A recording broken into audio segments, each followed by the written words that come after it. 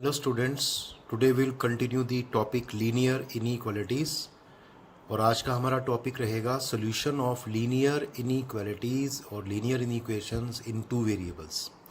तो क्योंकि graphical solution करना है तो इसलिए पहले हमें linear equation in two variables के बारे में देखना होगा। 10th क्लास में आपने linear equation in two variable की जनरल इक्वेशन की हुई है, तो that is ax plus B y plus c equal to 0। ये आप सबको पता है, लेकिन इसके साथ एक कंडीशन होती है जो बहुत कम बच्चे जानते हैं, where a is not equal to 0, b is not equal to 0 and a b c are real numbers. ठीक है, तो ये आपको याद रखना होगा। This is the equation of linear equation in two variables. Now geometrically और graphically equation 1, this is the equation 1, represent a straight line. तो 10th क्लास में आपने किया था, अगर हम इस इक्वेशन की प्लॉटिंग करते हैं तो क्या होगा एक्स वाई के लिए, तो हमें एक स्ट्रेट लाइन मिलती है। तो इसका ग्राफ हमेशा एक स्ट्रेट लाइन होता है। ए straight line consist of infinite number of points. तो ये भी आप जानते हैं कि जब हम प्लॉट करते हैं तो वो पॉइंट्स की हेल्प से बनती है लाइन। तो हम ये भी कह सकते हैं कि इसका जो ग्राफ होता है इस इक्वेशन का, वो एक स्ट्रेट लाइन होता है और जिसके ऊपर बहुत सारे पॉइंट्स होते हैं। तो इसका मतलब लाइन जो होती है वो इन्फिनिट नंबर ऑफ पॉइंट से मिलके बनती है। तो ये आपको ध्यान रखना होगा। Next, all points means pairs x y. तो एक्स वाई को पेयर कहते हैं और पॉइंट जो होता है जो लाइन के ऊपर होता है वो एक्स वाई की फॉर्म में होता है, कोऑर्डिनेट जिसको कहते हैं। All points lying on the straight line, ठीक है, represent by equation 1 are the solutions of the linear equation 1। इसका मतलब ये है कि अगर इस इक्वेशन का ग्राफ ये एक स्ट्रेट लाइन है, इस पे जितने भी पॉइंट्स होंगे वो सारे इस इक्वेशन के सॉल्यूशंस होंगे। Therefore we conclude the linear equation ax plus by plus c equal to 0 has infinite solutions। तो आपने देखा, क्योंकि इसका जो ग्राफ है वो एक लाइन है और लाइन पे इन्फिनिट मैनी पॉइंट्स होते हैं और ये सारे ही पॉइंट्स इस इक्वेशन के सॉल्यूशन होते हैं। तो इसका मतलब इस इक्वेशन के इन्फिनिटली मैनी सॉल्यूशंस होते हैं। और अगर मैं किसी स्टूडेंट से पूछता हूँ तो ज़्यादातर मेरे को स्टूडेंट्स कहते हैं, अगर मैं पूछूं इसके कितने सोल्यूशन पॉसिबल हैं, तो नॉर्मली स्टूडेंट्स क्या बोलते हैं, कोई बोलता है इसका एक सोल्यूशन है, कोई बोलते हैं इसके 2 सोल्यूशंस हैं। तो आपने देखा इसमें डिफरेंट पेयर्स जो हैं इसको सेटिस्फाई कर सकते हैं। तो इसके जो सोल्यूशंस होंगे वो बहुत सारे होंगे, that is infinitely many solutions होंगे। ठीक है, next, one solution of ax plus by plus c equal to 0 means a pair pq which satisfy the equation ax plus by plus c equal to 0। अगर कोई कहे इसका एक solution से आप क्या समझते हैं, तो जो वन सोल्यूशन इसका होगा वो एक पेयर की फॉर्म में होगा और वो पेयर कुछ भी हो सकता है। सपोज कर लेते हैं एक्स कोऑर्डिनेट p है और y कोऑर्डिनेट q है, तो ये जो आपका पेयर बनेगा, ये जो पॉइंट बनेगा वो इस इक्वेशन का या इस इक्वेशन का एक सॉल्यूशन होगा। नेक्स्ट, एक एग्जांपल लेते हैं। Consider the equation 3x plus 4y equal to 12। तो this is a linear equation in two variables और अगर हम इसका इसको ड्रॉ करते हैं और इसकी एक ग्राफ बनाते हैं, तो we draw the graph of this linear equation in two variables. तो देखिए किस तरह से ड्रा करेंगे। 3x plus 4y equal to 12, तो जैसे हमने 10th में किया था, लेकिन थोड़ा सा यहाँ चेंज करेंगे अपने मेथड में। इसमें हम एक बार x को 0 पुट कर देंगे, कोरस्पॉन्डिंग y की वैल्यू फाइंड कर लेंगे। तो जब x को 0 करेंगे तो y की वैल्यू क्या आ जाएगी, 3। और इसी इक्वेशन में अगर हम y को 0 पुट करते हैं तो कोरस्पॉन्डिंग x की वैल्यू क्या आती है, तो y 0 पे x की वैल्यू 4 आएगी। अब इसको हम टेबुलेट कर देते हैं, तो x और y की वैल्यू, ठीक है, टेबल बनाएंगे। x 0 तो y 3 आएगा, x की पावर x इक्वल टू 4, तो y की जो वैल्यू क्या आएगी वो 4 आएगी। अब इसको प्लॉट करेंगे अगर ग्राफ में, ठीक है, इसको ग्राफ पेपर पे प्लॉट करते हैं तो आपके पास 2 पॉइंट मिल जाएंगे। There are 2 points. एक पॉइंट हमने a ले लिया 4 0 x एक्सिस का पॉइंट है, एक पॉइंट हमने b ले लिया जिसके कोऑर्डिनेट 0 3 है, ये y एक्सिस का पॉइंट है। इसको ज्वाइन करने पे एक लाइन फॉर्म होगी और ये लाइन जो है वो ग्राफ होगी इस इक्वेशन का, ठीक है।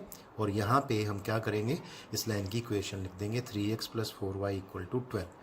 अब मेन चीज़ जो आपको यहाँ ध्यान देनी होगी और जिसका यूज़ मैं आगे क्वेश्चंस में करने वाला हूँ, तो ये बहुत इंपॉर्टेंट है, इसको आप बड़े ध्यान से केयरफुली देखेंगे। ये लाइन है। अब ये लाइन क्या करती है, this is a plane, this is a plane, x y plane भी बोल सकते हैं इसको। दिस इज कार्टेशियन प्लेन और एक्स वाई प्लेन। अब ये लाइन क्या करती है, इस कार्टेशियन प्लेन के दो पार्ट कर देती है, एक अपर हाफ प्लेन हो जाता है और एक लोअर हाफ प्लेन हो जाता है। तो लाइन के ऊपर वाला पार्ट अपर हाफ प्लेन है जिसको मैंने नंबर 1 दे दिया, और इसके नीचे वाला पार्ट लोअर हाफ प्लेन होगा और जिसका नाम मैंने 2 दे दिया। तो there are 2 planes, 1 plane and 2 plane, 2 half planes, 1 half plane and second half plane. ठीक है, तो इस तरह से कोई भी पॉइंट कहाँ हो सकता है, ये लाइन के ऊपर होगा या अपर हाफ प्लेन में होगा या लोअर हाफ प्लेन में होगा। A line divides the Cartesian plane into 2 parts, each part is known as half plane. वही मैंने बताया कि कोई भी लाइन जो है प्लेन के 2 पार्ट कर देती है, एक अपर हाफ प्लेन होता है और एक लोअर हाफ प्लेन होता है। A vertical line will divide the plane in left and right half planes, बिल्कुल सही। ये ऐसे ये लाइन है मेरे पास, तो ये क्या करेगी, इस प्लेन के 2 पार्ट कर देगी, एक लेफ्ट हाफ प्लेन होगा और एक इधर वाला राइट हाफ प्लेन होगा, तो इसके 2 पार्ट हो जाएंगे। Next, a non vertical line, जैसे ये लाइन नॉन वर्टिकल है ये वाली, will divide the plane into lower and upper half planes. ये मैं बता चुका हूँ, lower and upper half planes. Next point is a point in Cartesian plane, अगर कोई भी पॉइंट इस प्लेन के अंदर लाई करता है तो वो कहाँ हो सकता है, will either lie on a line, या तो लाइन के ऊपर होगा, और will lie in either of the half planes 1 और 2, तो यहाँ वो इस प्लेन में होगा, अपर हाफ प्लेन में, या नीचे सेकंड हाफ प्लेन में होगा। ठीक है, तो ये पॉइंट्स आपको ध्यान रखने हैं कि एक लाइन एक प्लेन को 2 पार्ट्स में डिवाइड करती है, एक अपर हाफ प्लेन, एक lower half plane. Now we start with graphical solution of linear inequations in 2 variables. ठीक है, तो सबसे पहले देख लेते हैं कि इनइक्वेशंस की टाइप क्या होती हैं। The inequations ax plus B Y less than C, ax plus B Y greater than C, ax plus B Y less than equal to C, ax plus B Y greater than equal to C, और called linear inequations in 2 variables x and y। यहाँ आपको ध्यान रखना होगा, a is not equal to 0, b is not equal to 0 and a b c are real numbers. तो ये 4 possibilities होंगी आपकी लीनियर इनइक्वेशन इन 2 वेरिएबल्स के अंदर। तो बारी बारी से इनको हम डिस्कस करते हैं। तो चलिए स्टार्ट करते हैं। क्वेश्चन किस तरह से करना होता है ग्राफिकल सॉल्यूशन में, solve the following inequations graphically. तो फर्स्ट पार्ट है 2x plus 3y less than equal to 6। इस इनइक्वेशन का हमें क्या निकालना है, सोल्यूशन निकालना है ग्राफिकली। कैसे करना है, वी हैव इनइक्वेशन लिखेंगे 2x plus 3y less than equal to 6। अब आपको ध्यान रखना, यहाँ एक लाइन है जो हमेशा आपको हर क्वेश्चन में लिखनी होगी। तो क्या लाइन है वो, converting the inequation into equation we get, मतलब आपने क्या करना है, यहाँ से इस सिंबल को हटा देना लेस देन के, और यहाँ इक्वल साइन ले लेना है। ठीक है, तो इस इनइक्वालिटी को चेंज कर देंगे इक्वेशन की फॉर्म में, तो 2x plus 3y equal to 6 आएगा, या इक्वल साइन आ जाएगा। अब हम इसका एक टेबल बनाएंगे। कैलकुलेशन करने की रिक्वायरमेंट नहीं होती है, आप रफ में कर सकते हैं, फिर भी बता देता हूँ। एक बार x की वैल्यू 0 पुट करेंगे तो कॉरस्पॉन्डिंग y की वैल्यू 2 आ जाएगी। एक बार y की वैल्यू 0 पुट करेंगे तो एक कॉरस्पॉन्डिंग x की वैल्यू 3 आ जाएगी। इट मीन्स एक पॉइंट मैंने x एक्सिस का ले लिया, क्यों, x एक्सिस पे क्या होता है, y कोऑर्डिनेट 0 होता है, और एक पॉइंट मैंने बना दिया y एक्सिस का, y एक्सिस पे x कोऑर्डिनेट 0 होता है। तो ये पॉइंट हो गया x एक्सिस और ये पॉइंट हो गया y एक्सिस का। नाउ अब सेकंड पार्ट क्या करना होता है इसमें हमने क्या करना है, शेडिंग को चेक करना है, रीजन को चेक करना है, सोल्यूशन रीजन कहाँ है, शेडिंग किस तरफ होगी। तो ये इसका मेजर पॉइंट है, यहाँ थोड़ा टाइम लगेगा, इसको बड़ी केयरफुली आपने देखना होगा। तो यहाँ लिखना होगा चेकिंग फॉर शेडिंग रीजन और सोल्यूशन रीजन, शेडिंग रीजन और सोल्यूशन रीजन। ठीक है, तो इसके लिए क्या करना होता है, हमें एक पॉइंट लेना होता है। ठीक है, वो पॉइंट हम कोई भी ले सकते हैं, तो प्रेफरेबली हम इसमें कौन सा लेते हैं, ओरिजिन लेते हैं। तो प्रेफर करेंगे इस पॉइंट को, ओरिजिन को। लेकिन ध्यान रहे, जिस पॉइंट पे आप चेक करेंगे उसको पहले आप टेस्ट करके देख ले क्या इस इक्वेशन को सेटिस्फाई करता है। तो ये वाला पॉइंट इस इक्वेशन को सेटिस्फाई नहीं करना चाहिए। देखो, अगर मैं x को 0 करूं, y को 0 करूं, तो क्या आएगा, 0 इक्वल टू 6, मतलब left hand side is not equal to right hand side. अगर ये सेटिस्फाई नहीं करेगा तभी ये पॉइंट लेना होगा। ठीक है। तो एट 0,0 दैट इज, इसका क्या मतलब होता है, व्हेन x 0 एंड y 0। तो x और y की जो वैल्यू है 0 0 वो आपने पुट कर देनी है इस इनइक्वालिटी के अंदर। तो इस इनइक्वालिटी में मतलब 2x + 3y ≤ 6 में अगर पुट कर दें x को 0 y को 0 तो आंसर क्या आएगा, 0 ≤ 6। ठीक है, सॉल्व करने के बाद आपको ये वैल्यू मिलेगी। अब ये एक स्टेटमेंट है, आपको ये देखना होगा ये स्टेटमेंट ट्रू है या फॉल्स है। तो इसके साथ यहाँ लिखना होगा क्या ये ट्रू है, तो 0 > 6 बिल्कुल ट्रू है, विच इज ट्रू, तो यहाँ मार्क कर देंगे which is true. That implies, अब इसका क्या मतलब हुआ, इसका मतलब ये हुआ कि ये जो शेडिंग होगी आपकी, क्या वो ओरिजिन की ओर होगी या नहीं होगी। या हम ये कह सकते हैं क्या ओरिजिन इस इनइक्वेशन को सेटिस्फाई कर रहा है, तो बिल्कुल कर रहा है, विच इज ट्रू, यहाँ पे बिल्कुल सेटिस्फाई कर रहा है। इसका मतलब ये जो ओरिजिन है, ये ओरिजिन जो पॉइंट है, ये इसके सोल्यूशन रीजन में लाई करेगा, इसके सोल्यूशन रीजन में लाई करेगा। तो क्या लिखना होगा, शेडिंग इज टुवर्ड्स 0 0। तो जो शेडिंग पोर्शन होगा वो 0 0 की ओर चला जाएगा, दैट इज, और कह सकते हैं 0 0 जो है आपका ओरिजिन जो है वो lies in the solution region, that is half plane. तो आपको पता है हाफ प्लेन क्या होता है, अभी मैं ग्राफ में दिखाऊंगा इसका मतलब क्या है। तो यहाँ आपको बताना होगा कि जो शेडिंग है वो ओरिजिन की ओर होगी, और ये भी कह सकते हैं कि जो ओरिजिन है वो लाई करता है सोल्यूशन रीजन में। अब आपके इसके बाद क्या करना है, आपको ग्राफ पेपर पे इसका ग्राफ ट्रेस करना होगा। ठीक है, मेरे पास अभी अवेलेबल नहीं है ग्राफ पेपर, इसलिए मैं इसको प्लेन पेपर पे बना रहा हूँ। आप ग्राफ कॉपी में करेंगे, मैंने लिख दिया मेक स्केच, ठीक है, और graph of inequation on graph paper. तो ग्राफ पेपर के ऊपर ये बनाने वाले हैं आप। ग्राफ देखते हैं, तो आपके पास 2 पॉइंट्स थे, A 3 0 x एक्सिस का पॉइंट था और B 0,2 ये y एक्सिस का पॉइंट था। स्केल रख के आप इसको ज्वाइन कर देंगे तो आपको लाइन फॉर्म हो जाएगी यहाँ पे, है ना। हम x एक्सिस का पॉइंट लेते हैं और एक y एक्सिस का लेते हैं, क्यों, ये काफ़ी डिस्टेंस होता है, जो लाइन होती है वो कंफर्म हो जाती है विद 2 पॉइंट्स ओनली। और 10th में आपने 3 पॉइंट्स यूज़ किए थे, लेकिन 11th में हम सिर्फ 2 पॉइंट यूज़ करने वाले हैं, क्योंकि इन दोनों पॉइंट से आपकी एक प्रॉपर लोकेशन पे लाइन बन जाती है। दूसरा, आपको क्या करना है, सबसे पहले लाइन ट्रेस कर देनी है। लाइन ट्रेस करने के बाद लाइन की इक्वेशन इसके ऊपर मार्क करनी है, 2x + 3y = 6। ध्यान रहे यहाँ इक्वल साइन आएगा, इनइक्वालिटी का साइन नहीं आएगा, मतलब लेस देन ग्रेटर देन कभी नहीं आएगा। क्यों, ये लाइन की इक्वेशन है, ये इस लाइन की इक्वेशन है। ठीक है, दूसरा यहाँ एरो मार्क करने हैं आपने। नॉर्मली क्या होता है कि हम एरो मार्क करते नहीं हैं, तो क्या होता है कि हम इसमें इस तरह से बना देते हैं लाइन को। बहुत सारे स्टूडेंट्स क्या करते हैं, वो सोचते हैं लाइन है, ये लाइन नहीं है, दिस इज़ लाइन सेगमेंट। ठीक है, लाइन कब बनेगी, जब इस पे एरो मार्क होंगे। ठीक है, तो याद रखना यहाँ पे एरो मार्क करने हैं। दूसरा, जो बहुत सारे स्टूडेंट्स मिस्टेक करते हैं, यहाँ कैपिटल X लिखना होता है, स्मॉल x नहीं होता। यहाँ capital Y, capital X dash, capital Y dash. यहाँ ओरिजिन मार्क करना है O आपने। ठीक है, तो छोटे छोटे पॉइंट्स हैं जो आपको ध्यान देने होंगे। अब बात करते हैं शेडिंग की। ये लाइन आ गई आपके पास, तो ये लाइन आपने यहाँ पे फॉर्म कर दी। ठीक है, अब क्या होगा, ये जो लाइन है ये इस प्लेन के 2 पार्ट्स कर देगा, एक अपर हाफ प्लेन और एक लोअर हाफ प्लेन।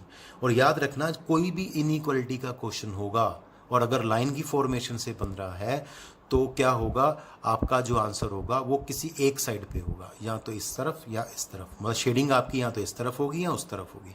इसके लिए हमने क्या किया, ओरिजिन को टेस्ट किया, इस पॉइंट को टेस्ट किया था इस इनइक्वेशन के अंदर। ठीक है, तो जो आपकी इनइक्वेशन होती है वो एक रीजन को रिप्रेजेंट करती है, या तो लोअर रीजन होगा या अपर रीजन होगा। ठीक, region means upper half plane और लोअर हाफ प्लेन। तो हमने जब ओरिजिन को टेस्ट किया था इनइक्वेशन में, तो आंसर क्या आया था, ट्रू। इसका मतलब ये जो पॉइंट है वो इस इनइक्वेशन के रीजन में लाई करता है। तो इट मीन्स जो रीजन बनेगा वो इस तरफ बनना चाहिए। क्यों, क्योंकि ये पॉइंट उसमें इंक्लूडिंग पॉइंट है, उसको सेटिस्फाई कर रहा है, तो इसलिए शेडिंग हम इस तरफ कर देंगे। अब शेडिंग किस तरह से करेंगे, आपने स्केल लेना है, स्केल लेके इस लाइन से स्टार्ट करना है, इस लाइन से स्टार्ट करना है, और इस तरह से आपने पैरेलल लाइंस ड्रा कर देने हैं। ठीक है, इसकी लेंथ कितनी भी ले सकते हैं आप, थोड़ी सी लेंथ ले सकते हैं, लेकिन कोशिश करो कि इसका जो एंड पॉइंट है वो अप्रॉक्सीमेटली सेम ही बने। ठीक है, हर लाइन का। तो इस तरह से कुछ पैरेलल लाइंस आप ड्रा कर देंगे यहाँ से लेके यहाँ तक इक्वल डिस्टेंस के ऊपर, ये इक्वल डिस्टेंस पे होना, ये हमें बता रहा है शेडिंग पोर्शन है ये वाला सारा। तो जितने पॉइंट्स इस लाइन से नीचे रीजन में लाई करते हैं वो सारे ही हमारे आंसर में हैं, वो सारे ही सोल्यूशन है गिवन इन इक्वेशन के। तो पॉइंट्स मतलब एक्स वाई का जो पेयर होगा, वो सारे जो पेयर होंगे, वो ऑल पेयर जो होंगे वो हमारे आंसर में होंगे। तो इसलिए अब आंसर क्या लिखना है आपको, द शेडिंग रीजन, ये जो शेडिंग रीजन आएगा आपका जो हमने शेड किया हुआ है, is the required solution set of the given in equation. ये लास्ट लाइन आपको लिखनी होती है क्योंकि एंड यहीं करना है, क्योंकि हमें आंसर तो शो करना होगा, क्योंकि सिर्फ ग्राफ बनाने से आंसर शो नहीं होता है। आपका क्वेश्चन था सॉल्व द इनइक्वेशन, ठीक है, इस इनइक्वेशन को आपने सॉल्व करना था, तो इसका आंसर आपको वर्डिंग में लिखना होता है। तो हमेशा ये आंसर लिखेंगे, the shading region is the required solution set of the given inequation. Clear? एक और क्वेश्चन लेंगे और देखते हैं किस तरह से करते हैं क्वेश्चन को। तो one more question, 2x minus y greater than equal to 1। Solution यहाँ से स्टार्ट हो रहा है, we have 2x minus y greater than equal to 1 converting the inequation into equation. बिल्कुल लास्ट क्वेश्चन की तरह हमने लिखा 2x minus Y equal to 1। तो याद रखना इस इनइक्वेशन की जगह क्या आ जाएगा, अब इक्वेशन आ जाएगी, इक्वल साइन आ जाएगा।